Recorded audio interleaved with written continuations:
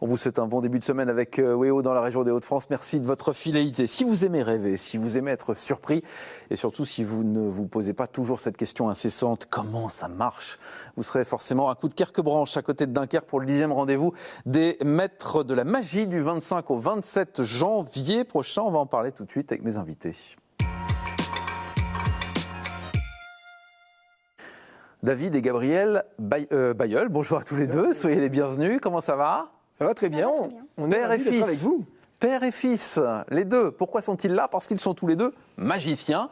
Accessoirement, vous êtes un peu le maire de la commune. Un peu plus. Ça sert, ça, quand on est magicien, d'être maire ou inversement? Ça sert peut-être un peu d'être magicien et maire à la fois, parce que finalement, on fait un peu la même chose, c'est-à-dire qu'on aime les gens et qu'on a envie, à un moment donné, de les accompagner. Alors, on ne les accompagne pas de la même façon. Avec la magie, on les fait un peu rêver. Et puis, dans la vie de maire, on est plus dans la réalité. C'est un exercice différent. Mais c'est vrai que sur scène, ça apporte beaucoup. Alors, vous avez lancé il y a 10 ans ce festival, les Maîtres de la Magie. C'est quoi la philosophie du festival? Tout au départ, un simple festival d'une soirée, même pas un festival, un spectacle d'une soirée, qui était intergénérationnel. Nous, on voulait que les grands-parents et les petits-enfants, sur leurs genoux, aient le même regard et oublient un peu les tablettes, la télévision, désolé, et vivent le spectacle vivant. Et puis, on a été pris par l'ampleur du spectacle. C'est devenu une soirée de gala incroyable avec des artistes de renom. D'ailleurs, vous les suivez d'assez près. On en a parlé en coulisses. Et puis, d'autres dates. Un vendredi soir qualificatif pour les championnats de France. Incroyable, coup de Querquebranche. C'est la date obligatoire si tu veux te présenter aux championnats de France au mois de septembre à Mandelieu, la Napoule. Et un dimanche avec un artiste également reconnu. Alors, on va parler un petit peu du programme puisque vous accueillez effectivement du beau monde. L'année dernière, vous aviez Dany Larry, qui est quand même pas rien. Et là, cette année, vous accueillez Éric Antoine. Le plus grand des magiciens, au moins par la taille. C'est vrai qu'il impose. Et effectivement, accompagné d'un plateau impressionnant, Caroline Marx, que vous pouvez retrouver dans des émissions télévisées également, un magicien qui fait du karaté en même temps, champion du Yémen, qui également met l'art du karaté avec la magie, incroyable, Gilles Ouzier, Les Grandes Illusions, et puis... Le plus jeune de la bande, Gabriel. Alors on va y revenir. Vous avez parlé de la soirée de vendredi. C'est une soirée un petit peu différente. On est plus dans la découverte là pour le coup. Je crois que c'est peut-être la plus belle des trois dates.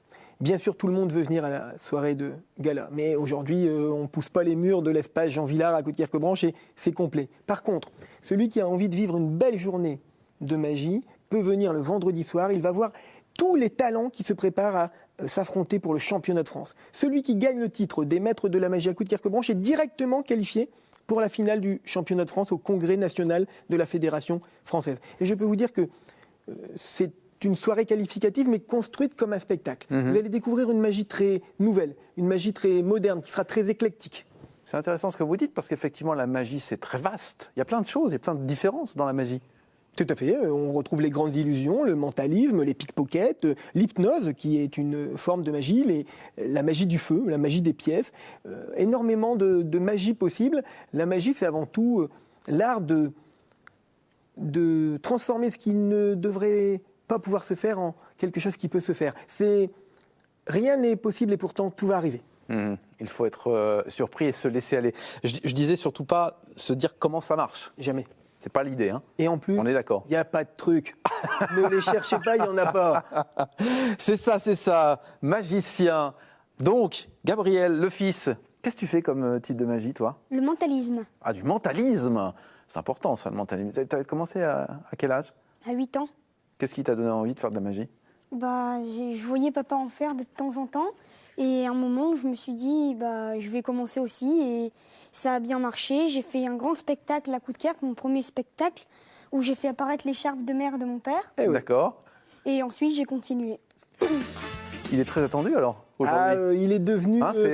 il a beaucoup de dates dans la région Hauts-de-France, mais il est à Coudekerque, il est très attendu parce qu'il ouvre toujours, c'est la tradition, par un numéro, le spectacle, c'est le petit qui ouvre pour les grands derrière, et on essaye toujours de faire quelque chose d'humoristique et d'un peu intelligent. Qu'est-ce qui te plaît dans la magie? Surprendre les gens et les faire rêver. Ah oui, tu as envie de les faire voyager. C'est quoi la plus belle récompense? Ce sont les applaudissements? Les applaudissements et surtout voir l'émerveillement dans leurs yeux. Quels sont tes modèles? Mon père. On n'avait pas répété celle-là. Mon père et J'aime beaucoup Enzo Wayne. Pourquoi? Je trouve que sa manière de fonctionner est plutôt bonne. Et il fait quoi? Il fait des grandes illusions, comme il peut faire du mentalisme, il fait vraiment beaucoup de Il choses. fait pas mal de choses. Alors vous l'avez constaté, regardez, il est venu avec son petit calepin. Je sens qu'il va y avoir un petit tournant. Oui. Tu peux nous en faire un? Oui. Alors, vas-y. T'es prêt? Donc je sers de cobaye, on est bien d'accord? Allez, on y va. Allez, on y va. Donc c'est quoi l'idée? Oui, bonjour Laurent. Bonjour. Très simple, je vais vous faire une prédiction. D'accord. J'aime bien les magiciens.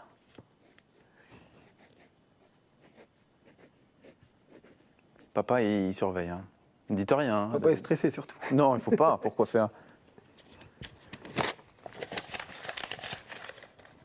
Ça va? Ça va. Ok. Tenez Laurent, Merci. Donc ça, c'est je vous une donne prédiction. cette prédiction. Ok, je l'ai en Tenez-la main. bien haut et veillez à ce que personne n'y touche. Non, Je vous fais confiance. Hein. tout va bien. Comme j'ai créé un nouveau tour de magie, au dos de chaque carte, j'ai noté des prénoms. D'accord. Par exemple, Barbara, c'est le 3 de cœur. D'accord. Tu David. peux en montrer à la caméra? Oui, oui. Barbara, regardez, Barbara, ici, le 3 de cœur. Hop, voilà, parfait.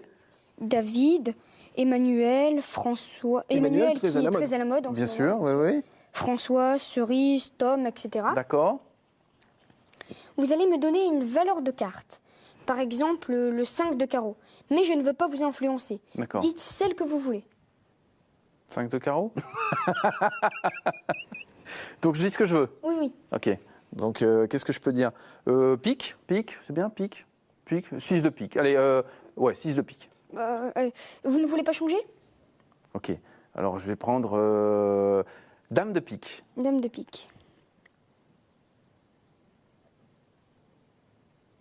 Attention, il est en direct en plus. Hein, donc là, oui, dame de pique, qui va arriver à un moment, j'imagine. Oui.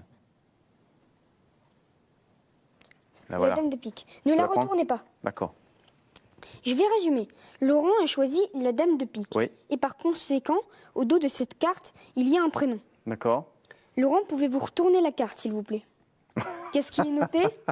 Alors, je vous montre la dame de pique. J'ai demandé à Cyril peut-être de faire d'essayer de faire un gros plan. Je ne sais pas si c'est possible de faire un petit gros plan avec cette dame de pique.